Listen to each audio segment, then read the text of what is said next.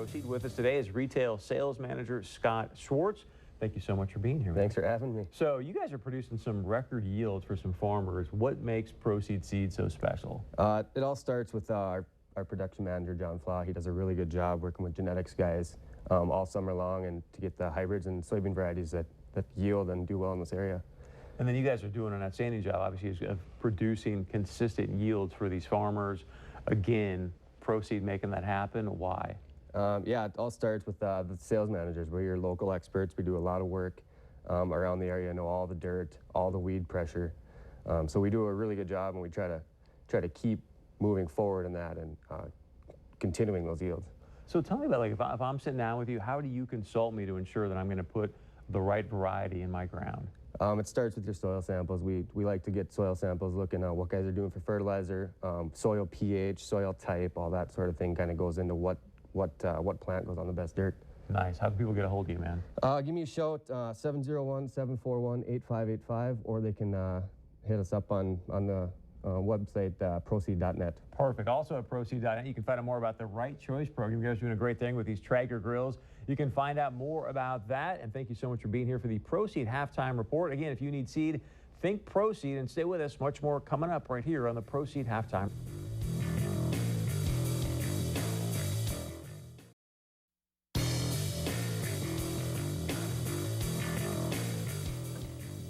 Hello and welcome into the Proceed Halftime Report. Alex Egan, Ryan Gellner here with you. It's a first half that's been controlled by the Bison, but UNI hanging in there as we get to a 14-6 halftime score. Let's show you how we got to 14-6. The Bison, they come out firing on all cylinders, and really it starts on the defensive side with Robbie Grimsley getting in the act, getting the interception there, setting the Bison up in good field position.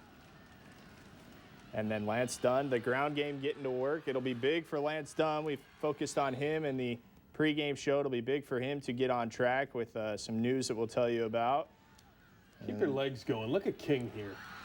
That's great effort. King Frazier with a big run there, and King Frazier gets in the end zone. But shortly after this, King Frazier gets hurt and has left the game. He is done for the rest of the game, so no more King Frazier for the rest of the game for the Bison. He's out with a rib injury. The Panthers taking to the air on a little swing pass there. Eli Dunn comes out firing, and at one point he had completed as many passes to his own team as he had to the other team. So it was good to see, I guess, for Northern Iowa fans, to see him get back on track. He finishes 10 of 17 in the first half, and he has taken some shots. Here's another one where he takes a shot, and the Bison D-line is getting after this sophomore.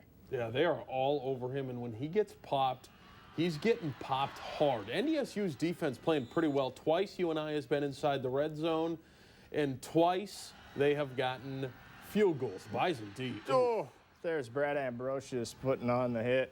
Bison D playing well, especially when push comes to shove inside the red zone, and that kid doesn't want to be there right now. This was the first points that UNI gets in the second quarter, a 30-yard field goal from Austin Ertham. It was good for the bend but don't break mentality. Here's another Bison run as they just continue to kind of chug away, run power, run up the middle. Lance Dunn getting that one. Here's a good ISO on Darius Shepard. This was a long pass from Easton Stick, getting the first down there as the Bison move down the field. Easton hitting Jeff Ilias. He's hit 4 different receivers today for 7 completions, as we see Chase Morlock trying to find some space. We guaranteed that this would be a physical football game. I think we've gotten that guarantee in this first half. This is perfect. This is a 3rd and 11. The Bison really needed a first down here, and it sets up that touchdown. Big for NDSU to get points here on this drive, and points came in the result of a touchdown. Yeah, a 31-yard touchdown pass from Easton Stick to Jeff Ilias, a little wheel route out of the sneaking out on the backside. Yeah. How about that? They move the pocket one way, they come back to the other side, and that is where we sit at 14-6. UNI tacking on a field goal right there at the end, a 25-yard field goal. So the Bison defense has bent but not broken, and that is kind of the mantra that you'd like to have when you go on the road. It's big. It reminds me of the Bison defense from a couple years ago when they were bend but don't break, and that was fine. When the team gets in the red zone, NDSU clamps down, and 3 points, that's okay. 6 points, 7 points, NDSU's not going to allow that. This defense has gotten so much better, and we've seen the progression of the defense, especially the defensive backs, the last couple of weeks, and you're seeing it again today. Let's take a look at our first half stats brought to you by the North Dakota Certified Seed Producers. And the tail of the tape here, really, and if you take out that last drive that Northern Iowa had right before the halftime, they only had 15 yards on the ground. They threw it most of the way in that last drive, that last field goal drive. They had 25 rushing yards, so the Bison front 4, front 7, doing a nice job, making it tough for the Panther running backs. 136 total yards for Northern Iowa, 184 total yards for the Bison. The turnover margin, that's big. The Bison with 7 points off the turnovers and not giving the ball up, so that helps there. But there's that number down there at the bottom. We talked about it. We talked about it. We talked about it. 6 penalties for 55 yards for North Dakota State. Yeah, it's something I'm sure the coaches are addressing at halftime as well. Games like this, two teams that do not like each other, you're going to have penalties. You want those 15-yarders to be on UNI. You do not want those 15-yarders on you. North Dakota State has taken a bad penalty there, but 6 for 55, probably unacceptable at this point for NDSU. Yeah. If there's one thing that they would like to change in this football game, it's that right there. They would circle that 6 and try to change that. Considering with the penalty yardage, you've given UNI more yards than you have. So that's where you'd like to see that number not be as high. You add in the penalty yardage plus the total yardage there, and that's a number higher than the Bison. Easton Stick, 7 for 11, 107 yards passing with the 1 touchdown. He's hit 4 different receivers. R.J. Urzendowski with 3 catches after not having a catch last week. This is big to see R.J. coming out, especially on that big 3rd down conversion. Yeah, we thought they'd get R.J. involved, and when Easton needs somebody to throw the football to, he certainly looks for number 16, R.J. Urzendowski. Found him on that big 3rd down and ended up being a big play in this football game. And those are your first half stats brought to you by the North Dakota Certified Seed Producers. Stay with us. We come back. We're going to walk you around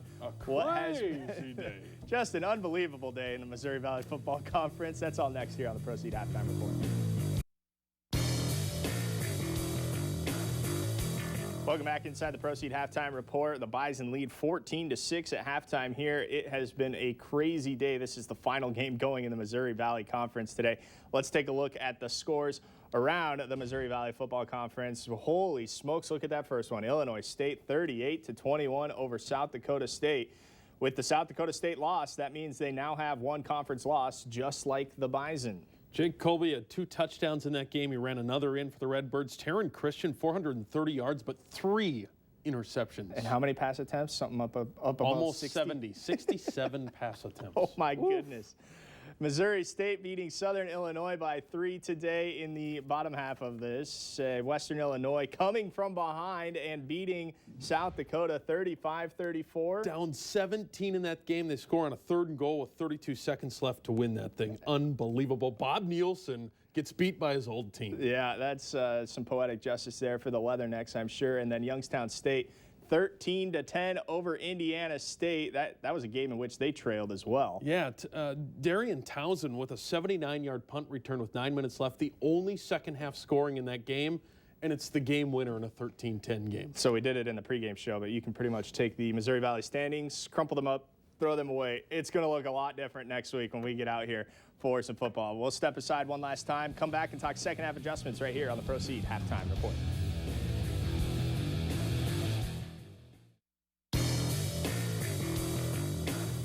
14-6, the Bison lead here at halftime in the Proceed Halftime Report. No King Frazier for the rest of this game for the Bison. How does that change the complexion of this game? I think it affects the play calling. You go from King, who is a power runner, and then switch it up. You lose some of that power. We'll see. Should be an interesting second half. We'll kick it back out to our guys out there. It's Cedar Falls second half action right now.